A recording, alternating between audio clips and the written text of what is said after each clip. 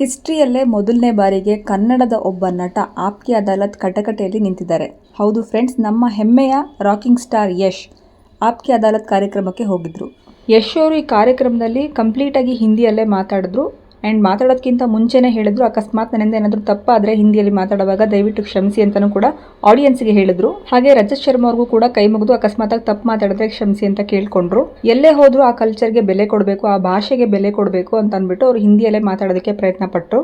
ಸುಮಾರು ಪ್ರಶ್ನೆಗಳನ್ನ ರಜತ್ ಸರ್ ಯಶ್ಗೆ ಕೇಳ್ತಾರೆ. ಅದರಲ್ಲಿ ಒಂದು ಕ್ವೆಶನ್ ಏನಪ್ಪ ಅಂತಂದರೆ, ರಾಕಿಂಗ್ ಸ್ಟಾರ್ ಯಶ್ ಅಹಂಕಾರದಿಂದಲೇ ಶಾರುಖ್ ಖಾನ್ ಸಿನಿಮಾಗೆ ಕಾಂಪಿಟೇಷನ್ ಕೊಟ್ರ ಅಂತ ಕೇಳ್ತಾರೆ. ರಜತ್ ಸರ್ ತುಂಬ ನೇರವಾಗಿ ಪ್ರಶ್ನೆ ಕೇಳ್ತಾರೆ, ಶಾರುಖ್ ಖಾನ್ ನಿಮಗೆ ಮೀಟಿಂಗ್ ಕೊಟ್ಟಿರಲಿಲ್ಲ, ಅದಕ್ಕೆ ನೀವು ಈ ಥರ ರಿವೆಂಜ್ ತೊಗೊಂಡ್ರ, ನಿಮ್ಮ KGF ಸಿನಿಮಾನ 0 ಸಿನಿಮಾ ಎದುರುಗಡೆ ಬೇಕು ಅಂತಲೇ ರಿಲೀಸ್ ಮಾಡಿದ್ರ ಅಂತ ಕೇಳ್ತಾರೆ.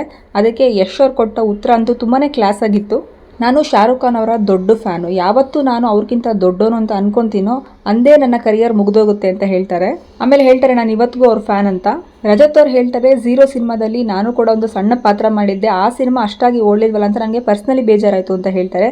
ಅದಕ್ಕೆ ಯಶ್ ಅವರು ಒಂದು ಪಂಚಿಂಗ್ ಡೈಲಾಗ್ ಕೊಡ್ತಾರೆ, ಪರವಾಗಿಲ್ಲ ಬಿಡಿ ಸರ್, ನಮ್ಮ ಸಿನಿಮಾದಲ್ಲಿ ಆ್ಯಕ್ಟಿಂಗ್ ಮಾಡಿ ನೆಕ್ಸ್ಟ್ ಅಂತ. ರಜತ್ ಅವರು ನೆಕ್ಸ್ಟ್ ಕ್ವೆಶನ್ ಕೇಳ್ತಾರೆ, ಸೇಫಾಗಿ KGF ಚಾಪ್ಟರ್ 3 ಮಾಡಿ ಸಾವಿರಾರು ಕೋಟಿ ನೀವು ಗಳಿಸ್ಬೋದಿತ್ತು, ಆದರೆ ಯಾಕೆ ಈ ಥರ ಟಾಕ್ಸಿಕ್ ಥರದ ಹೊಸ ಸಿನಿಮಾಗಳನ್ನ ನೀವು ಮಾಡಿ ರಿಸ್ಕ್ ತಗೊಳ್ತಾ ಇದ್ದೀರಾ ಅಂತ ಕೇಳ್ತಾರೆ.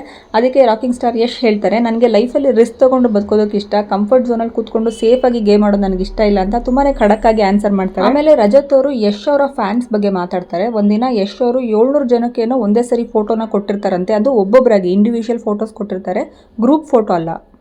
ನೀವು ನಿಜವಾಗ್ಲೂ ಒಬ್ಬೊಬ್ರಿಗೂ ಇಂಡಿವಿಜುವಲ್ ಫೋಟೋಗಳನ್ನ ಅದು 700 ಜನಕ್ಕೆ ಕೊಟ್ಟಿದ್ರಾ ಅಂತ ಕೇಳ್ತಾರೆ.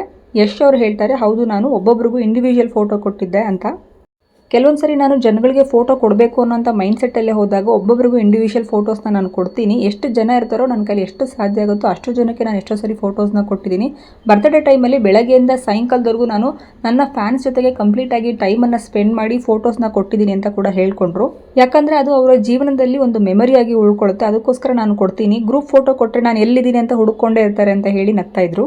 ಈ ಮಾತನ್ನ ಕೇಳಿ ಅಲ್ಲಿದ್ದಂಥ ಆಡಿಯನ್ಸ್ ಎಲ್ಲ ತುಂಬಾನೇ ಖುಷಿಪಟ್ಟು ಜೋರಾಗಿ ಚಪ್ಪಾಳೆ ಹೊಡೋದಕ್ಕೆ ಶುರು ಮಾಡ್ತಾರೆ. ಅಷ್ಟರಲ್ಲಿ ಅಲ್ಲೊಬ್ಳು ಹುಡುಗಿ, ನಮಗೂ ಕೂಡ ಹಂಗಾದ್ರೆ ಇವತ್ತು ಕೊಡ್ತೀರಾ ಇಂಡಿವಿಜುವಲ್ ಫೋಟೋಸ್ ಅಂತ ಕೇಳ್ತಾರೆ. ಯಶ್ ಅವರು ಅದನ್ನ ಕೇಳಿಸ್ಕೊಂಡು ಎಸ್ ಅಂತ ಹೇಳ್ತಾರೆ. ಯಶ್ ಅವರು ಆಡಿದ ಮಾತಿಗೆ ತಕ್ಕಂಗೆ ಕಾರ್ಯಕ್ರಮ ಮುಗಿದಾದ್ಮೇಲೆ ಪ್ರತಿಯೊಬ್ಬರ ಜೊತೆನೂ ನಿಂತ್ಕೊಂಡು ಫೋಟೋ ತೆಗೆಸ್ಕೊಂಡ್ರು. ಕಾರ್ಯಕ್ರಮ ನಡೆಯುವಾಗ ರಜತ್ ಅವರು ಯಶ್ ಅವ್ರಿಗೆ ಇನ್ನೊಂದು ಪ್ರಶ್ನೆ ಕೇಳ್ತಾರೆ. ಅದೇನಂದ್ರೆ, ಯಶ್ ಅವರ ಫ್ಯಾನ್ ಒಬ್ರು ಸೂಸೈಡ್ ಮಾಡ್ಕೊಂಡ್ಬಿಟ್ಟಿರ್ತಾರೆ. ಲೆಟರಲ್ಲಿ ಏನು ಬರೆದಿರ್ತಾರೆ ಅಂತಂದರೆ, ಯಶ್ ಅವರು ಕೂಡ ಅಂತಿಮ ಸಂಸ್ಕಾರದಲ್ಲಿ ಭಾಗಿಯಾಗಬೇಕು ಅಂತ. ಬಟ್ ಯಶ್ ಅದಕ್ಕೆ ಹೋಗಿರೋದಿಲ್ಲ.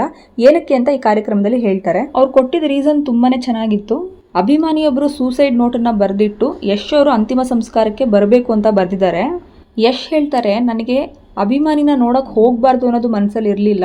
ವಿಷಯ ಇಷ್ಟೇ, ಅವ್ರ ಮೈಂಡ್ ಸೆಟ್ ಅಷ್ಟೊಂದು ನಂಗೆ ಇಷ್ಟ ಆಗಲಿಲ್ಲ. ಯಾರಾದರೂ ಒಬ್ರು ಸತ್ತು ಹೋದರೆ ಒಬ್ಬ ಫಿಲಮ್ ಸ್ಟಾರ್ ಹೋಗಿ ನೋಡ್ತಾರೆ ಅನ್ನೋಂಥ ಒಂದು ಮೈಂಡ್ ಸೆಟ್ ರಾಂಗ್ ಇತ್ತು. ಇದನ್ನು ನೋಡಿ ಇನ್ನೊಂದಷ್ಟು ಜನ ಫಾಲೋ ಮಾಡ್ತಾರೆ. ಹಾಗಾಗಿ ಅಂಥ ಮೈಂಡ್ ಸೆಟ್ನ ಎನ್ಕರೇಜ್ ಮಾಡೋಕ್ಕೆ ನನಗೆ ಖಂಡಿತವಾಗ್ಲೂ ಇಷ್ಟ ಇರಲಿಲ್ಲ ಅಂತ ಹೇಳ್ತಾರೆ. ಅದ್ರ ಬದಲು ಏನಾದರೂ ಒಳ್ಳೆ ಕೆಲಸಗಳನ್ನ ಮಾಡಲಿ, ಜೀವನದಲ್ಲಿ ಏನಾದರೂ ಸಾಧನೆ ಮಾಡಲಿ, ಅದಾದಮೇಲೆ ನಾನು ಯಶ್ನ ಮೀಟ್ ಮಾಡಬೇಕು ಅಂದರೆ ನಾನೇ ಹೋಗಿ ನನ್ನ ಕೈಲಾದರೆ ಖಂಡಿತವಾಗ್ಲೂ ಮೀಟ್ ಮಾಡ್ತೀನಿ ಅಂತವ್ರನ್ನ ಅಂತ ಹೇಳಿದ್ದಾರೆ. ಜೊತೆಗೆ ಯಶ್ ಅವರು ತಮ್ಮ ಹಳೆ ದಿನಗಳನ್ನೆಲ್ಲ ನೆನೆಸ್ಕೊತಾರೆ. ಕೇವಲ 300 ರೂಪಾಯಿ ತೊಗೊಂಡು ಬೆಂಗಳೂರಿಗೆ ಓಡಿ ಬಂದಿದ್ರು. ಜೊತೆಗೆ ಬಸ್ ಸ್ಟ್ಯಾಂಡಲ್ಲಿ ಮಲಗಿ ಥಿಯೇಟ್ರಲ್ಲೆಲ್ಲ ಬ್ಯಾಕ್ ಸ್ಟೇಜಲ್ಲಿ ಹೆಲ್ಪರ್ ಆಗೆಲ್ಲ ಕೆಲಸ ಮಾಡಿದ್ದೆಲ್ಲ ನೆನಪಿಸ್ಕೊಂಡ್ರು. ಅಷ್ಟೇ ಅಲ್ಲ, ಕೆರಿಯರ್ ಸ್ಟಾರ್ಟಿಂಗಲ್ಲೇ ಅವರು 7 ಸಿನಿಮಾನ ರಿಜೆಕ್ಟ್ ಮಾಡಿದ್ರಂತೆ. ಯಾಕಂತಂದರೆ ಡೈರೆಕ್ಟರ್ಗಳು ಅವ್ರ ಕಥೆನೇ ಹೇಳ್ತಿರ್ಲಿಲ್ವಂತೆ. ಚಾನ್ಸ್ ಸಿಗದೇ ಇದ್ದರೂ ಆ ಕಾಲದಲ್ಲೇ ಯಶ್ ಅವರು ತಮ್ಮ ಸೆಲ್ಫ್ ರೆಸ್ಪೆಕ್ಟ್ನ ಬಿಟ್ಕೊಟ್ಟಿಲ್ಲ. ನಾಟಕದ ಸ್ಟೇಜ್ನ ಕ್ಲೀನ್ ಮಾಡೋ ಹಂತದಿಂದ ಇಡೀ ಇಂಡಿಯನ್ ಸಿನಿಮಾನ ಆಳೋವರೆಗೆ ಯಶ್ ಅವರ ಜರ್ನಿ ನಿಜಕ್ಕೂ ರಿಯಲ್ ಲೈಫಲ್ಲಿ ಇನ್ಸ್ಪಿರೇಷನ್. ಯಶ್ ಅವರ ಈ ಮಾತುಗಳನ್ನ ಕೇಳಿಸ್ಕೊಂಡಾದ್ಮೇಲೆ ನಿಮಗೇನಂತ ಅನಿಸುತ್ತೆ ಕಮೆಂಟ್ ಮಾಡಿ ತಿಳಿಸಿ. ಮುಂದಿನ ವೀಡಿಯೋಗಾಗಿ ಸಬ್ಸ್ಕ್ರೈಬ್ ಮಾಡಿ.